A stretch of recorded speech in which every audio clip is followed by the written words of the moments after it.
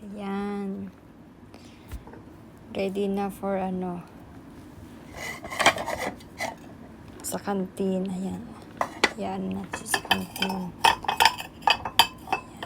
5 piraso nito. 1, 2, 3, 4, 5. Then 1, 2, 3, 4, 5. Pare-pareho siyang ganyan. Then din siya set. Ito siya guys. Nakamura. Mahal to eh. Collection kasi siya. Tapos ito 5 pirasong kutsara. Tinidor. 5 pirasong anuhan siya ng ayan siya. Kagaya ng tinidor or kutsara. Ayan siya.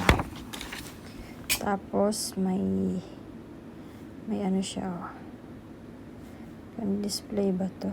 Ay hindi, ayan paminta or salt, tas gaganon. Then ito ganun din salt or paminta. Ito yung sa kaldero siguro. Ayan. Ito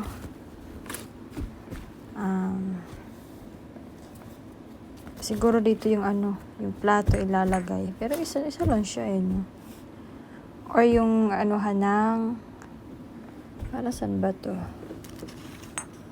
Kasi ito siya ito lagayan siya ng ito. Ayan siya. Ayan. Ito yun siya.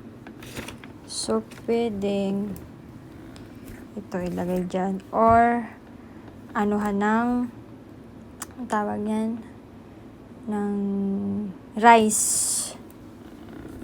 Yung hapagkainan na yung malakihan na lagay ng rice. So, diba?